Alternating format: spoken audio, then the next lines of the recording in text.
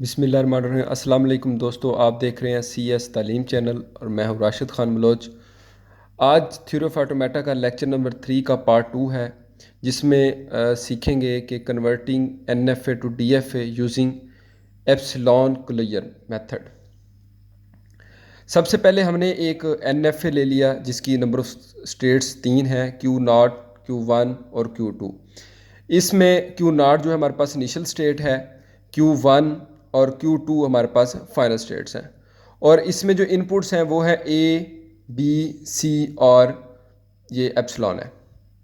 NFA के अंदर हमने देखा कि NFA जो है वो एप्सिलॉन को एक्सेप्ट करता है, ये नल स्ट्रिंग को एक्सेप्ट करता है। तो सबसे पहले हम NFA ट्रांजिशन टेबल बनाएंगे। इसमें क्या है कि जितनी भी स्टेट्स होती हैं उनको हम लिख लेते हैं, Q1, Q2 और Q3। ये हमारे पास 3 स्टेट्स हैं, इनको हमने Q1, Q2, Q3 को लिख लिया हमने। अब इसके अंदर जो इनपुट्स थी उनको हमने ऊपर लिख लिया, A है, B इनपुट है, C है और एप्सिलॉन है, इनको हमने लिख लिया। अब इसके अंदर जिस स्टेट पर होते हैं इनिशियल स्टेट पे, यहाँ पे देखेंगे ए को रीड करने के बाद हम किस स्टेट पर जाते हैं, जिस स्टेट पर जाएंगे उसको हम लिख लेंगे। Q0 पे हमने ए को रीड किया, हम उसी स्टेट पर हैं, तो हमने ए इनपुट के साथ Q0 हमने लिख लिया। उसके बाद इनिशियल स्टेट Q0 से हमने बी को रीड किया। अब कोई भी पाथ नहीं निकल रहा, बी को रीड नहीं कर रहा, इसलिए ये फाइल लिख दिया। सी से भी कोई पाथ नहीं लिख रहा, सी इनपुट को नहीं ले रहा, तो इसमें भी फाई आ गया। Q0 से हमने एप्सिलॉन को रीड किया, तो हम लोग Q1 पे चले गए, तो यहाँ पे Q1 आ गया। उसके बाद हम दूसरे स्टेट पे आते हैं, Q1 से हमने ए इनपुट को रीड किया, कोई भी पाथ नहीं निकल रहा, तो हमने उसके फाइल लिख दिया यहाँ पे। Q1 पे बी को रीड किया, तो हम उसी स्टेट पर रहे, तो हमने यहाँ पर Q1 लिख दिया। उसके बाद सी इनपुट का भी कोई पाथ नहीं निकला, इसलिए यहाँ पे हमने फाइल लिख दिया। Q0 से एप्सिलॉन को रीड किया, तो हम लोग Q2 पर चले गए, तो हमने 5 वाले सेल में Q1 के सामने Q2 लिख दिया, जो कि हमारी फाइनल स्टेट है। उसके बाद हमारे पास लास्ट जो थी Q2 स्टेट, वहाँ से हमने ए को देखना है, ए की कोई भी पाथ नहीं निकला, इसलिए फाई आ गया।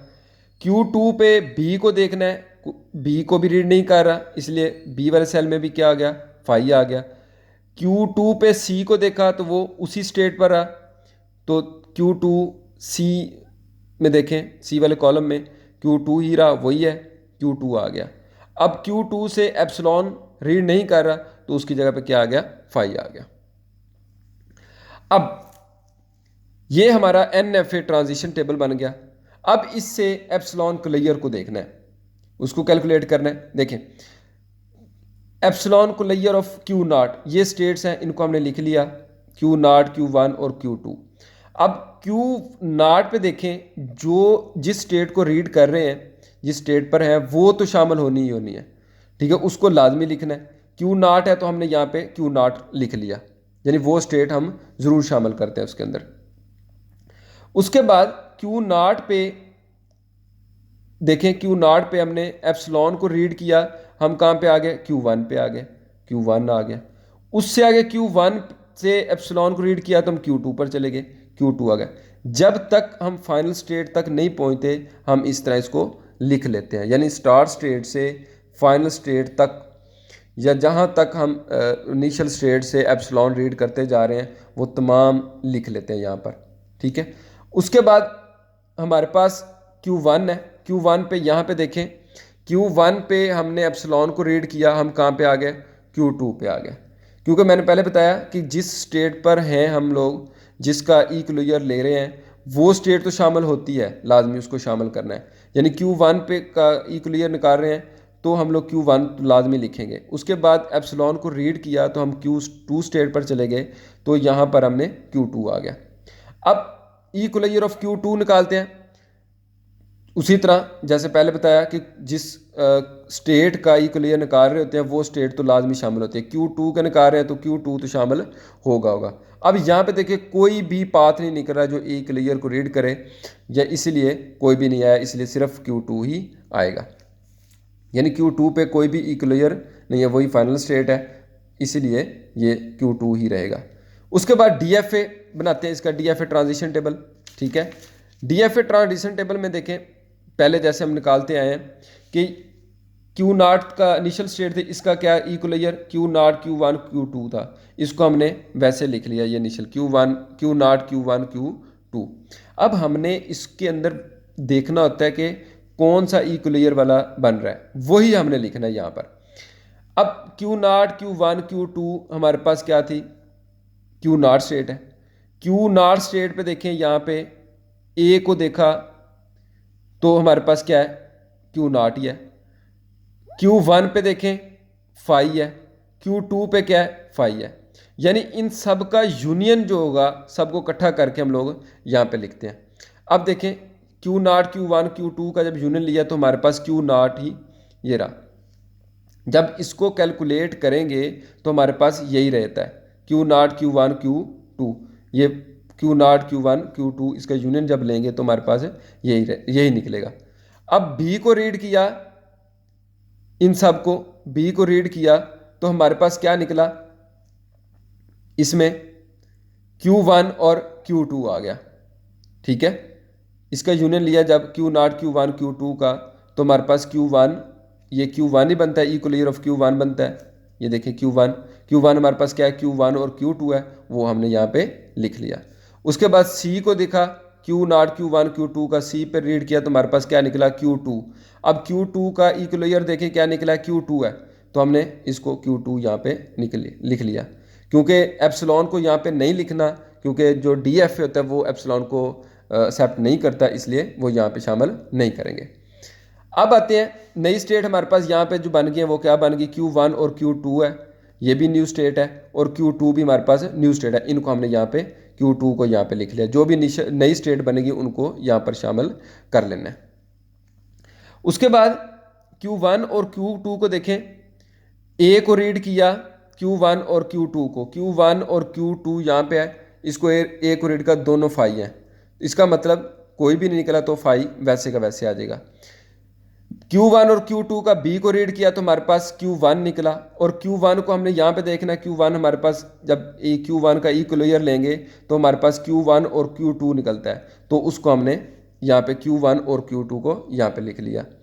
उसके बाद Q1 और Q2 का C में देखें, हमारे पास Q2 है, जब Q2 का इक्वलेयर लेंगे तो हमारे पास Q2 ही निकलेगा, वो इक्वलेयर जो निकला है वो हम यहाँ पे लिख लेंगे Q2, ये यहाँ पर Q2 आ गया। उसके बाद हमारे पास जो न्यू स्टेट थी Q2 थी, Q2 को A रीड किया तो हमारे पास Q2 का क्या था कि फाई है, हम फाई वैसे का वैसे आ गया। B को रीड किया Q2 तो हमारे पास फाई है, फाई वैसे का वैसे लिख लिया। Q2 को C में देखा तो हमारे पास क्या निकला, Q2। अब Q2 का इक्वलेयर लेंगे तो वो Q2 ही है, तो यहाँ पर हमने Q2 वैसे का वैसे लिख लिया है। ये हमारा DFA बन गया, ट्रांजिशन टेबल। अब इसकी मदद से हम DFA ट्रांजिशन डायग्राम बनाएंगे। अब यहाँ पर जितनी भी स्टेट्स होती हैं उनको हम पहले लिख लेते हैं। अब हमारे पास पहले जो इनिशियल स्टेट है वो कौन सी है, Q0 Q1 Q2 है, वो आ गई। दूसरी स्टेट हमारे पास Q1 और Q2 था, इसको यहाँ पे लिख लिया। Q2 एक और स्टेट है, उसको यहाँ पे लिख लिया। अब यहाँ पे हमने देखना है कि फाइनल स्टेट कौन कौन सी हैं। इनमें जिसमें भी हमारे पास Q2 फाइनल स्टेट थी, तो जिसमें भी Q2 आ रहा है वो हमारी फाइनल स्टेट है। अब इसमें भी Q2 आ रहा है, इसमें भी आ रहा है, इधर भी आ रहा है, तो ये हमारी तीनों क्या है, फाइनल स्टेट्स हैं। इनको हमने डबल सर्कल में लिख दिया, फाइनल स्टेट को डबल सर्कल के साथ लिखते हैं तो डबल सर्कल आ गया। अब Q0 Q1 Q2 को A को रीड किया तो हम उसी स्टेट पर है, Q0 Q1 Q2, तो यह देखें हमने इसको ऐसे लिख लिया, उसी स्टेट पर है। B को रीड किया तो Q1 और Q पर चले गया, दूसरी स्टेट जो था हमारे पास Q1 और Q2 है। B को इनपुट करने के बाद हम यहाँ पे पहुँचते हैं, तो हमने इसको B इनपुट के साथ इसके साथ मिला दिया। उसके बाद C को रीड किया तो हम Q2 पर चले गए, तो यहाँ पे Q1 Q2 B C को रीड किया तो हम देखिए Q2 स्टेट के साथ मिला दिया, क्योंकि इनपुट C जब करेंगे तो इस स्टेट से हम Q2 पर चले जाएंगे, तो हमने इसको इसके साथ मिला दिया।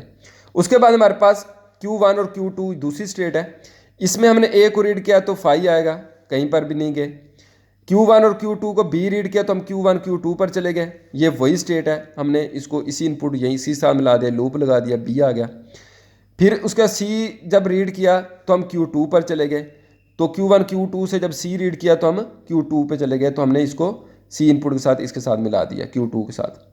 अब Q2 पे इस स्टेट पर देखेंगे कि जब ए को रीड किया तो फाई कहीं पर भी नहीं गए, बी को रीड किया तो हम फाई कहीं पर भी नहीं गए, जब सी को रीड किया Q2 का सी पे रीड किया तो हम Q2 पर चले गए।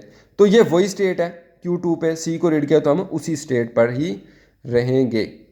तो ये हमारा क्या बन गया, DFA ट्रांजिशन डायग्राम बन गया। आज वाले लेक्चर में हमने सीखा कि किस तरह NFA से DFA में कन्वर्ट करते हैं, एप्सिलॉन इक्वलाइजर मेथड को यूज़ करते हुए। इसमें हमने NFA ट्रांजिशन टेबल पहले बनाया, फिर उसकी मदद से हमने इक्वलाइजर निकाले स्टेट्स का, और उसके बाद हमने NFA को देखते हुए DFA ट्रांजिशन टेबल बनाया, जिसमें हमने स्टेट का जो एक लेयर निकलता था वो हम उसके अंदर लिख लेते थे, और जो नई स्टेट्स आती थी हम उनको लिखते जाते थे, और बाद में उनकी इनपुट A B C के साथ देखते थे कि किस स्टेट पर जा रहे हैं। जिस स्टेट पर पहुंचते थे फिर उसका यूनियन निकालते थे, यूनियन में देखते थे वो भी निकलता, जो स्टेट निकलती फिर उसका एप्सिलॉन को लेयर लेते, जो बनता वो हम लिख लेते थे। उसके बाद हमने DFA ट्रांजिशन डायग्राम बनाई DFA ट्रांजिशन टेबल की मदद से। Thank you very much. अगर आज का लेक्चर अच्छा लगा तो आपने ज़रूर लाइक और शेयर करना है। अगर अभी तक आपने मेरे चैनल CS स्ट्रीम को सब्सक्राइब नहीं किया तो लाजमी सब्सक्राइब कर लें, ताकि हर आने वाली न्यू जो वीडियो होगी उसका नोटिफिकेशन आपको मिलता रहे। Thank you.